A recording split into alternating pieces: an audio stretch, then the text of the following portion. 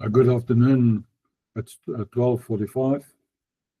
We can start with the lecture, and very welcome to each of you in the meeting. And I understand that Mozambique, it's a public holiday today, so maybe not all of them will join today, but we can start with the session.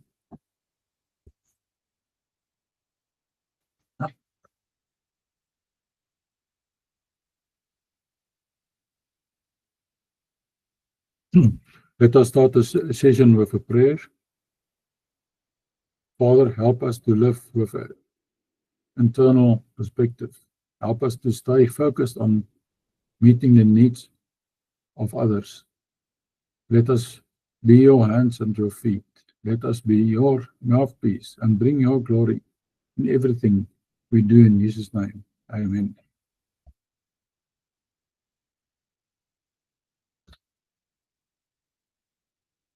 Today's session,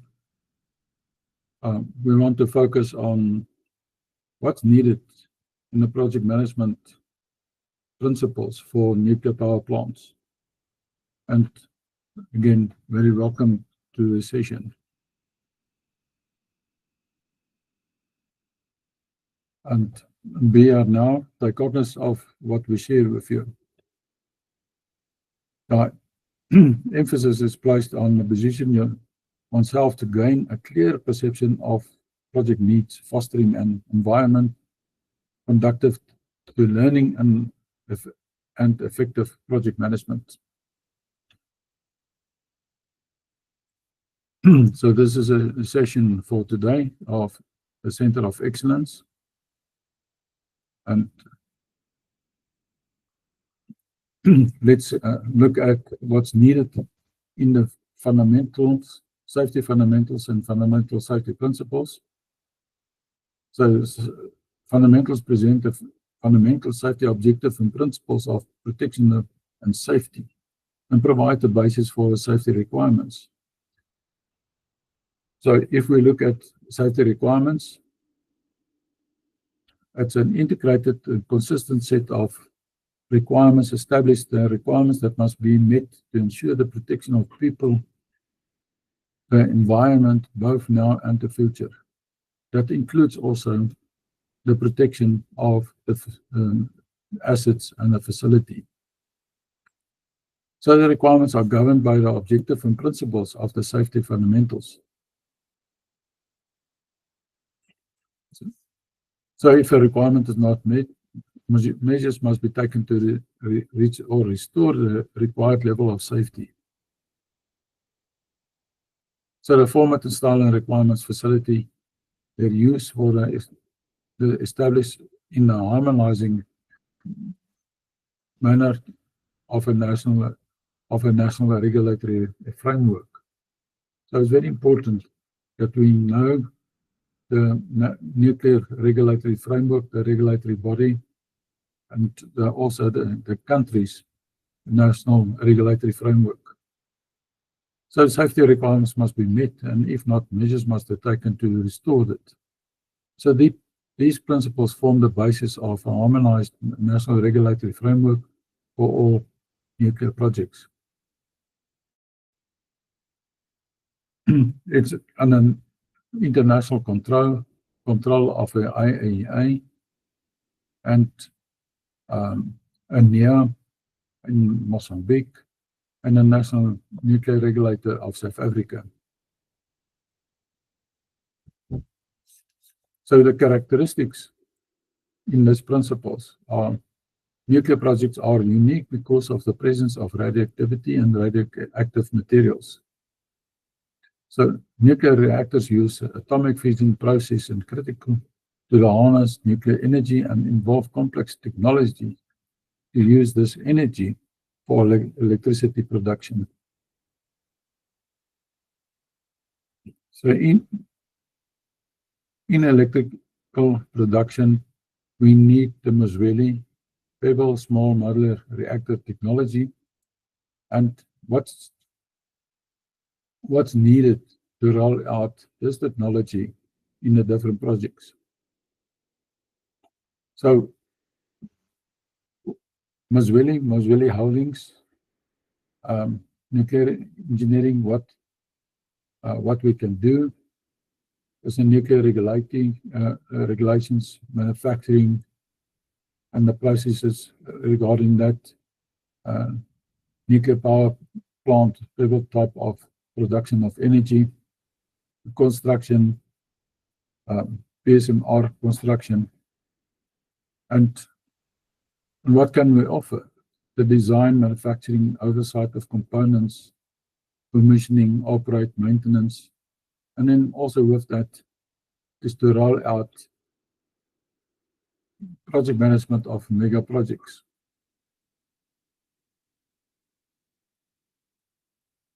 So therefore, in the operation of nuclear power plants, MHDR 100, we need suitable qualified experienced resources in all aspects of the project. So by now, you should be familiar with this diagram, with a reactor and the steam generator, the steam turner, steam turbine, and the 11 kV generator producing energy to the grid.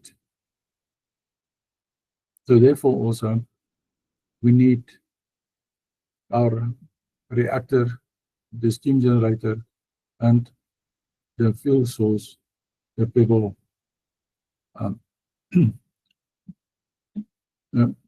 the pebbles with the kernels, and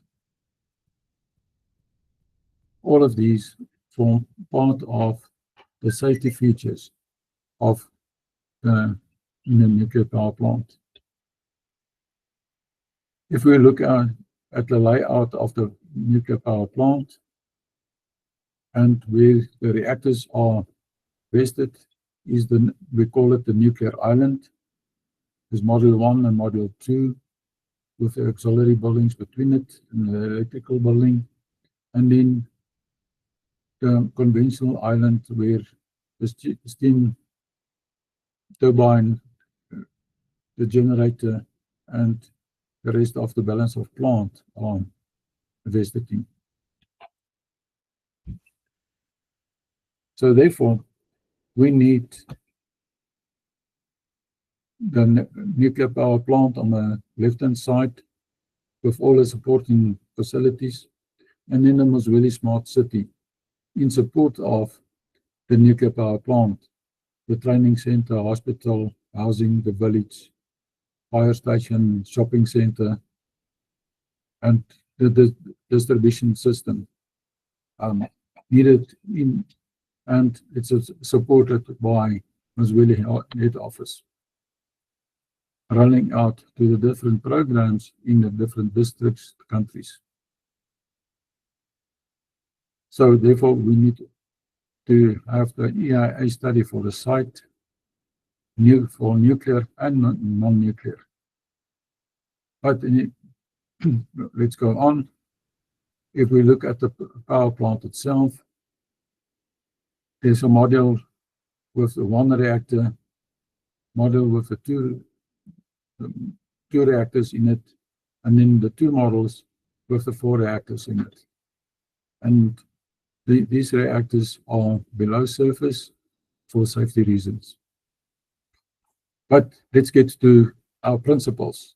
What is the principles needed for the nuclear power plant? Fundamental safety principles: ensuring protection of people, environment now and in the future, meeting integrated and persistent safety requirements, taking measures to restore safety if required are not met, establish a harmonized national regulatory framework. So these principles form the basis for the safety in the nuclear projects and regulatory compliance. So the question is, what is a project? According to the Project Management Institute, defines a project as simply a temporary endeavor undertaken to create a unique product, service, or result.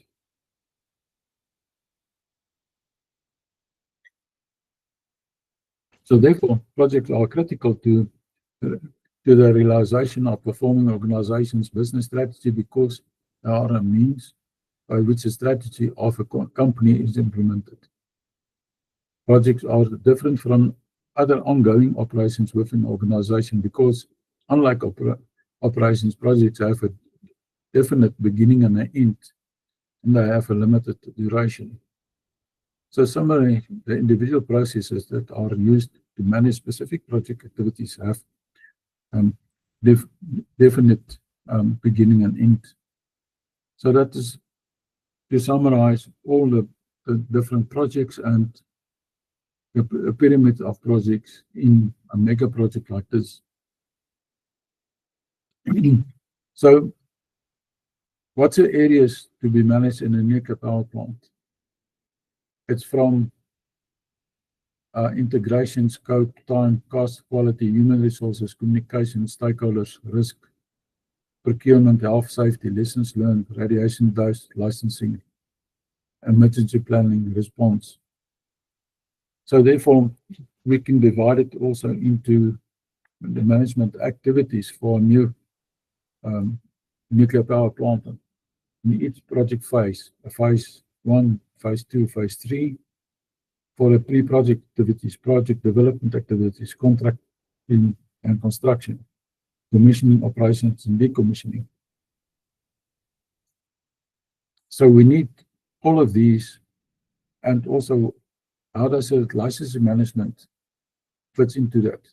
A project within a project, that's a licensing management. Involve the regulatory requirements, site licensing, design approval, environmental impact, and other permits.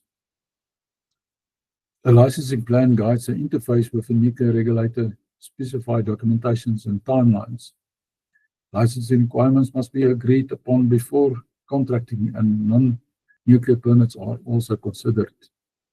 The owner-operator must embed licensing within the project framework to ensure a compliance through the facility life cycle. So this is very important, that in a country, going into a country for a project, the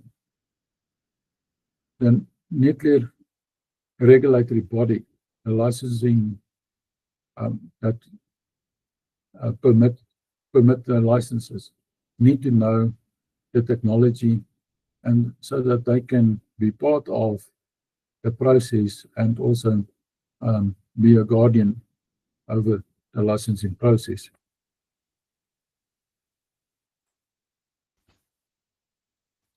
So therefore, in the introduction of overview of nuclear project management, it's unique due to the radioactivity and complex of its technologies, and therefore require specialized project management principles. And this is accountable for all the stakeholders in the project.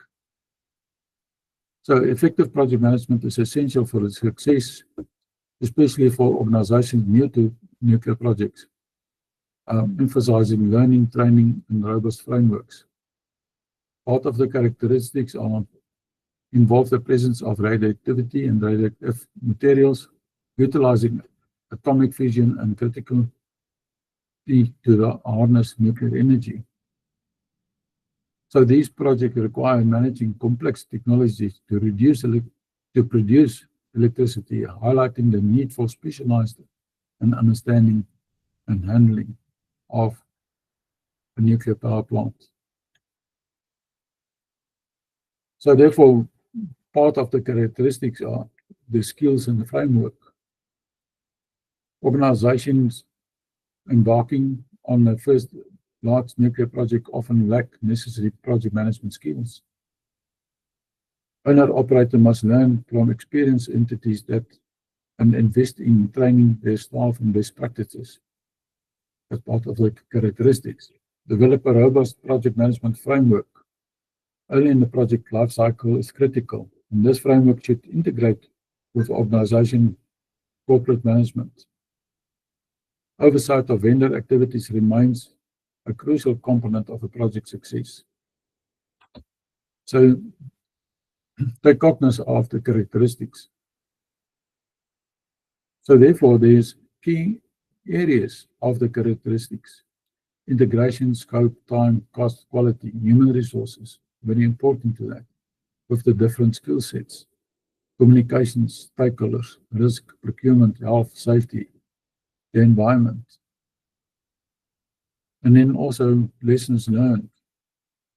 Lessons learned is also part of the safety culture and operating experience.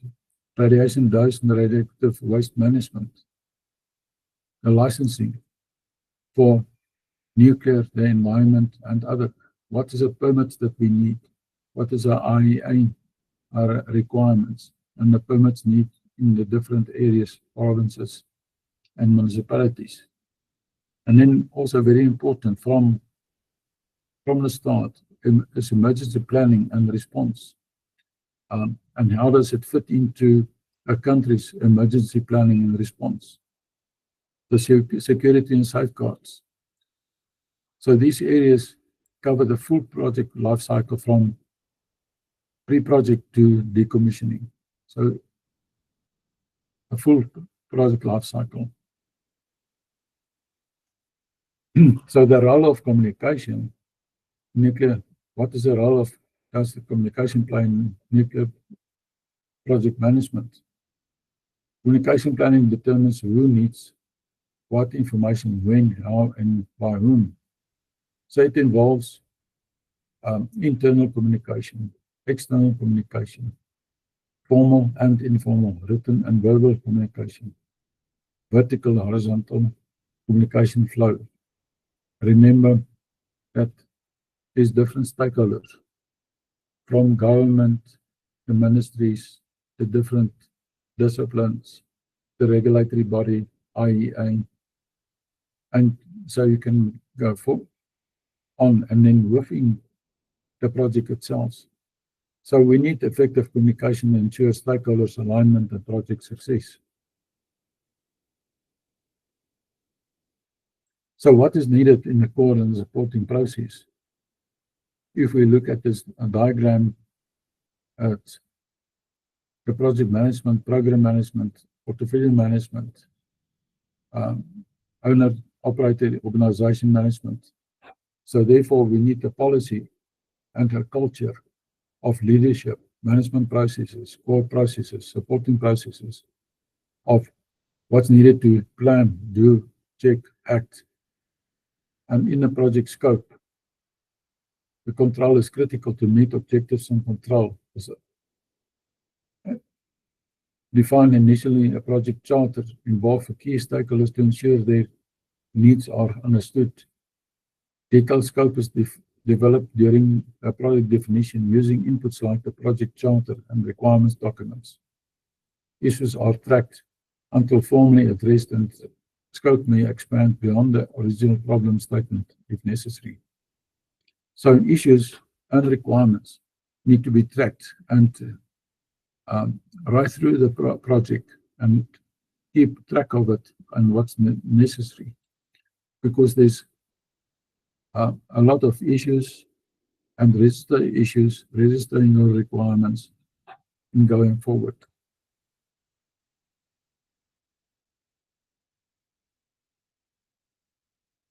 So a project does include anything following: develop a nuclear facility, such as a nuclear power plant, reactors, mine, fuel fabrication facility, or irrigation facility as part of the national program of projects, or even decontamination and so forth. Additional or life expansion projects for a facility often required extended outages, decommissioning, waste storage, site remediation, restoration projects, modifications. And then very important to that, the facility maintenance activities, outages, component specific projects, and so forth. So all the logistics, the information, the knowledge around that. You can imagine what's needed for that. So management and nuclear engineering or research-related activities, studies, risk assessment, R&D projects. On a project like this, R&D are essential. And then also what's needed for transportation related to projects. In a pre-project work and the preparatory work, we'll look at accessibility of roads, transportation, bridges. How can we move system structure components from one area to another area to the site and so forth. And what's needed for improvement initiatives related to nuclear facilities or activities. So we've talked about the enterprise external environment factors that influence the nuclear power plants projects, from identification and initiation, development, execution, closeout.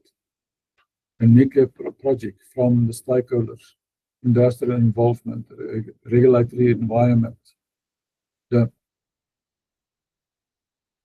access to organization assets, culture, leadership, communication, and all of these, what's needed for the integrated advanced work packaging workflow in stage 1, stage 2, stage 3, from the project definition, the schedule development, and in the construction, the system turnover, startup, commissioning, and how does it fit into the licensing process, the licensing schedule. So all of these got a major impact on the project disciplines and what's needed to do the work. So project integration, it's important on the safety stating the management system. Sorry. So the management system shall integrate its elements, including safety, health, environment, security, quality, human and organization factors, societal and economic elements, so that the safety is not compromised.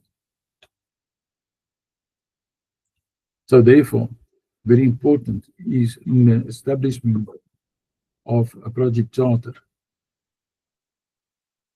Charter is a project mandate or a brief. It's a key tool used to define and control a project at a high level.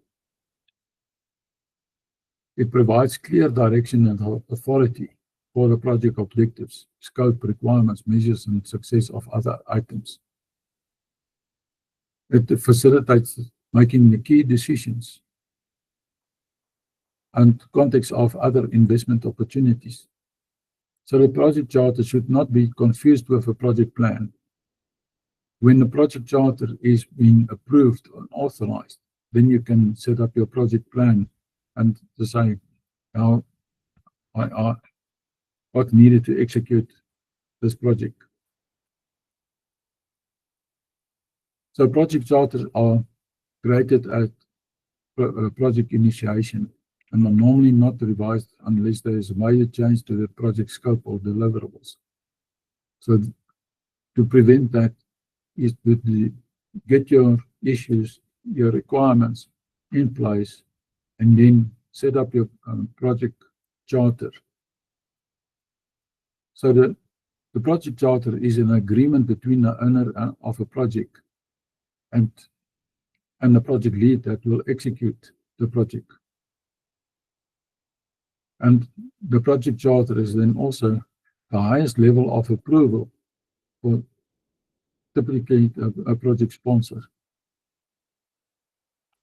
So experience has shown that a well-written project charter can be important if the disputes surrounding what a project team was expected to deliver or occur.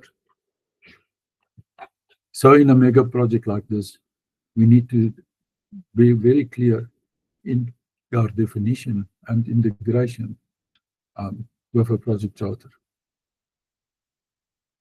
So therefore, we need the project management system elements from the project manual, integrated project management, the control, support, leadership, governance.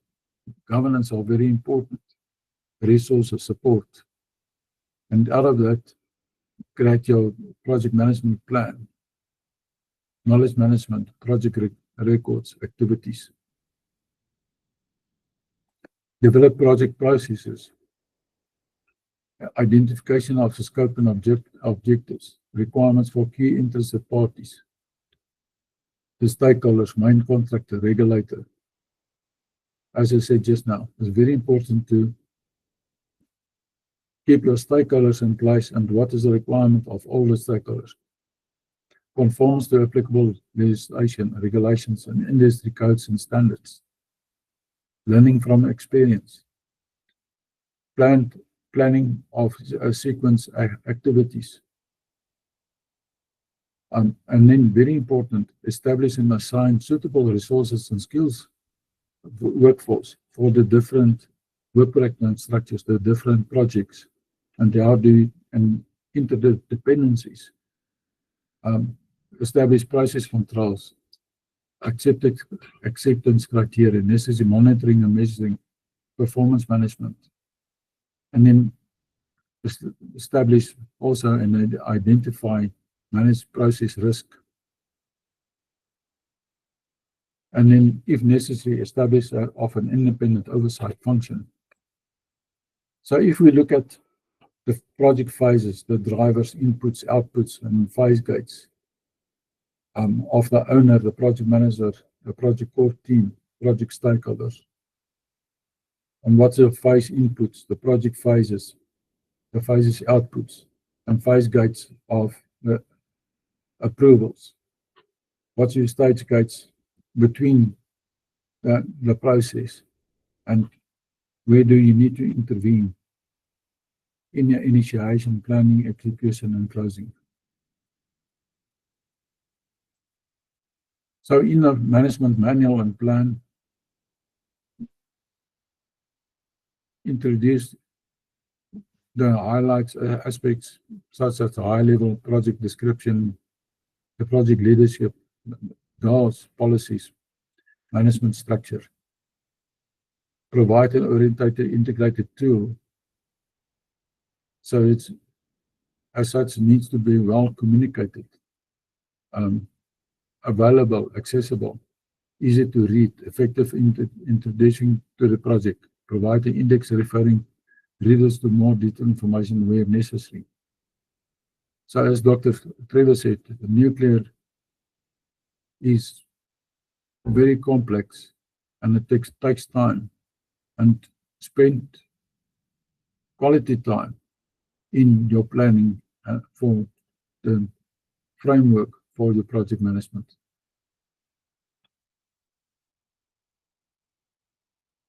So induction of the employees and contractors are crucial and needed as a first point of reference. So if we look at the planning, defining communication project plan steps, define roles and responsibility, have a kick-off meeting, define management system structure, develop a project charter. From the scope baseline, licensing plan, engineering plan, staffing plan, construction commissioning plan, communication plan.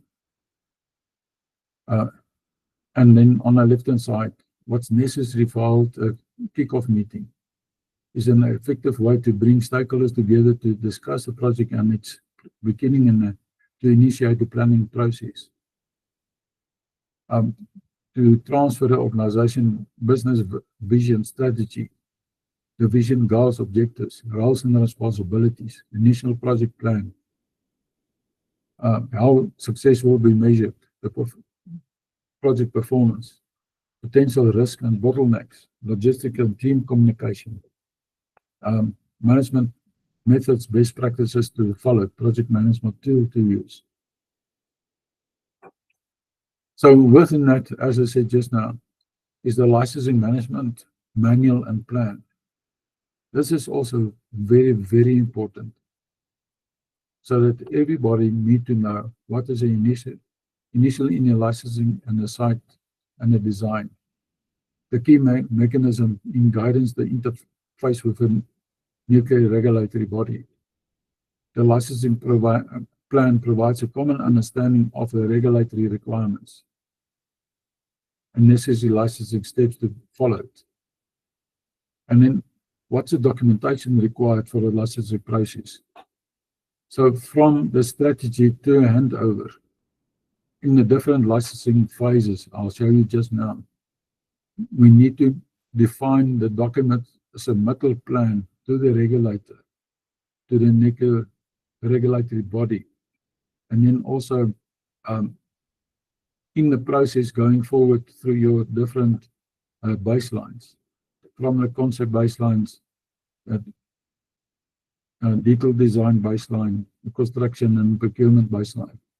What is the submission requirements, as well as the time window considered necessary for the review and assessment of process. The design specific information may need to obtain from the contractor vendor. Experience showed that it's easier to get commitment to the licensing process and required licensing information from all stakeholders if the related requirements are provided to the potential vendors before technology is selected.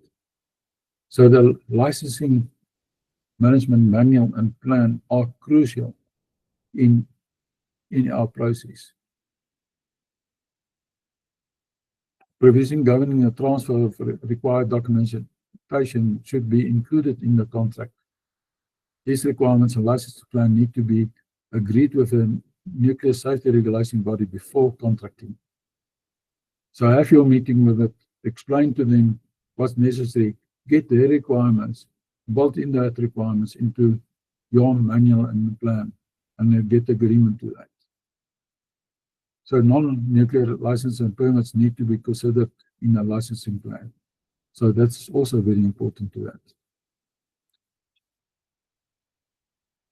We've talked about the project scope, initiation of the project charter, ensure that the project objectives are met and the costs are kept under control. The project high-level scope is normally defined in a project charter or similar document. And the stakeholders need to be involved in development of the document and understood by the different organizations. So the inputs to this process include a project charter and any project requirement documents. Operating facilities often develop standard design or modification scoping checklists that can help organizations to ensure that all issues important to the facility are addressed for new projects. And as I said just now, issues of concern are noted and are tracked as part of the project. The same with risks. Risks can also be issues until they are confirmed as formally addressed. So the project scope are very important and need to be well managed, defined, and well managed. Now we get to project time, baseline schedule, time management, activities identified to the lowest level of the work breakdown structure. And then also very important to that is constraints and dependencies. One project are dependent on the output of another project. And how do we fit into the baseline schedule? The activity is necessary or identified, the resource necessary to complete it. So that's just personal material, consumables, equipment, or contracts are assigned using project cost breakdown structure. The work schedules, hours or days per week, set up for each resource and the resultant schedule produced. Summary schedules showing lower levels of detail can be derived from the integrated project schedule. So very important to that is that the vendors and contractors may have their own schedules, but these need to be strongly linked to the project master schedule. So that is also very important. Total visibility and are essential in a project time. So the ideal is that everybody work from the same schedule, use the same software tools. That will be advantage. So if we look at the development schedules by level, level 1 is the overall schedule, master schedule, integrated project schedule, integrated project schedule. On the level 4 of materials, services, civils, architecture, yard construction, electric, mechanical, erection contractors, and so forth. So as time is very important, and schedule is important, cost is just as important. So therefore, activities include project planning, estimating budget, monitoring, and controlling of cost. And this covers the cost tracked under the cost breakdown structure for the project. The cost breakdown structure is a definition of the key cost elements of a project. It includes labor, materials, and other direct or indirect costs. For a complex project, there can be many sub-levels of the major elements below high-level divisions. So the work breakdown structure is very important and for the scheduling of activities. So there's a picture of whole life cost, financial cost, management cost, overheads, capital cost, operation and maintenance cost, commissioning, disposal cost. Not going into detail of that yet. Then also very important is quality. So schedule, cost, time, quality are crucial in the project. So engineering and design, procurement, construction, commissioning, decommissioning. Ensure quality in these areas need to take high priority. Monitoring and quality control acceptance rates, oversight and intervention frequencies, and give a good indication of the overall quality of workmanship.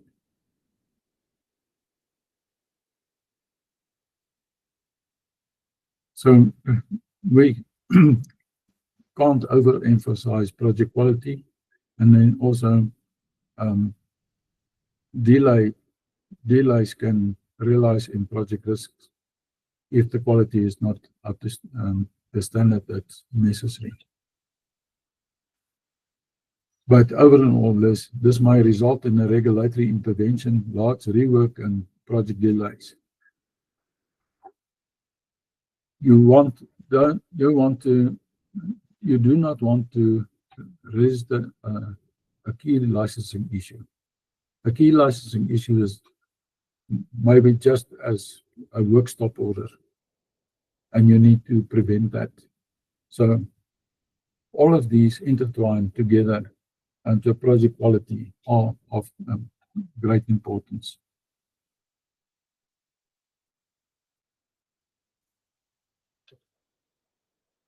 And then to have all of these, we need human resources, the resource planning. So requirement 9, provision of resources, requires individuals, working environment, knowledge, information, suppliers, material, financial resources to manage the naked projects.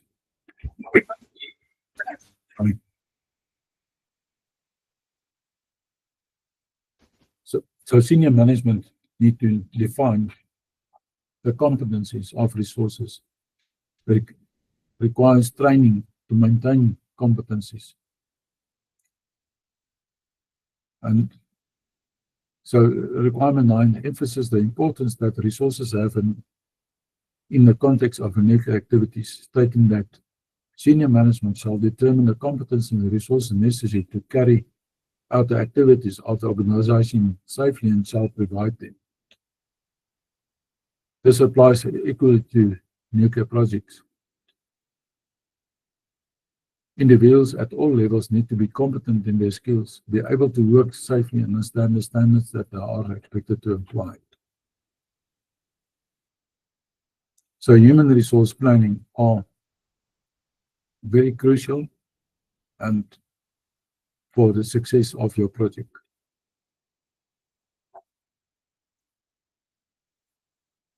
So if we look at the matrix structure approach of nuclear project management, from owner operator, the project director, financial management, functional management, the functional managers, development team, the procurement and contracting team, the construction management team, operation and maintenance team, and how they all fit in together to be able to set up the nuclear power plant. And how does the task teams in each of those functions work together and not working in silos and have a total visibility. So communication are very important. So we need to just say who will need the information, when they need it, how they need it, how will it be given to them, and by whom. The communication audience are needed both internal of the project and external to the project stakeholders and interested parties. So communication are very important, and the total visibility, external, internal. And then communication speed and clarity within the project can have a big influence on its success. And there's numerous stakeholders, both internal and external.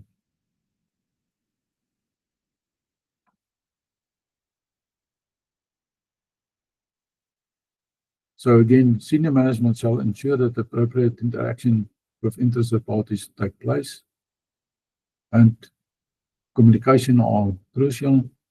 Interested parties internal to the project, external to can be government, regulatory and non-regulatory bodies. Stakeholder management is more than improving communication and requires more than managing a team. Project risk. We've talked about the project risk just now, and that is also very important to manage the risk,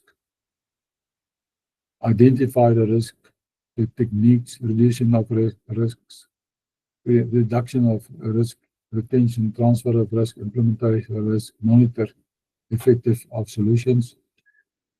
What's needed for procurement? Also very important for the vendors, contractors, and suppliers. And procurement of management of supply chain. All of these are very important in this,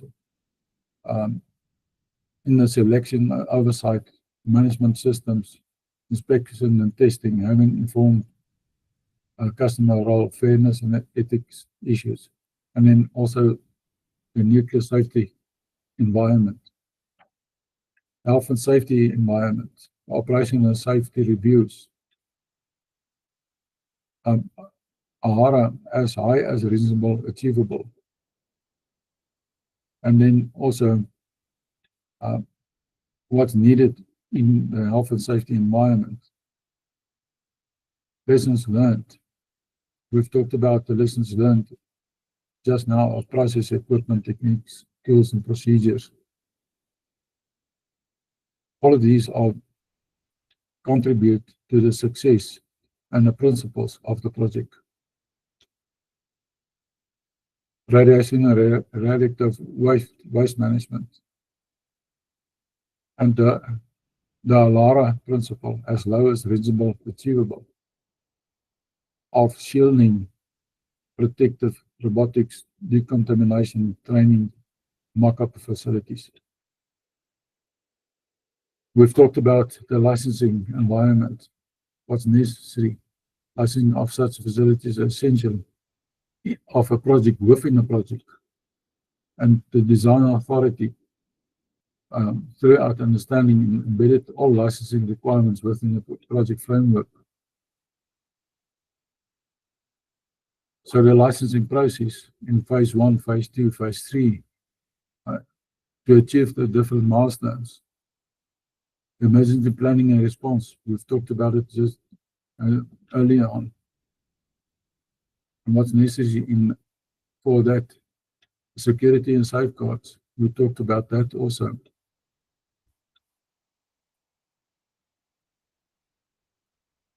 So managing a successful program is organize people to ensure responsibility in lines of communications are clear. So I think you've got a grasp of what is a success managing successful program and the quality, risk, and so forth. How to establish a program. So in summary and conclusion, project management essential to the success of nuclear power plants requires skills needed to be presented within organization and especially embarking in large projects. The owner-operator need to learn from others and train and develop their staff in competency in the project management and best practices. So oversight of the vendor activities is crucial. So in the project management framework needs to be integrated into the organization corporate management system. So in conclusion, this session concludes with well wishes for the remainder of the year and indicates that the lectures will continue into the following year, emphasizing ongoing commitment to education in the nuclear project management. So that's the end for the principles, the last UEM lecture for 2025, and most really wish all of you the best for the rest of 2025, and we will carry on in 2026. And over to Dr. Trevor, if you've got the last word, and if you want to convey to the team. That's the end of the session.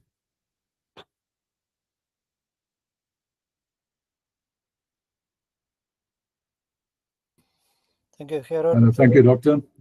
Have a lovely day. Thank you very much, everybody. Bye-bye.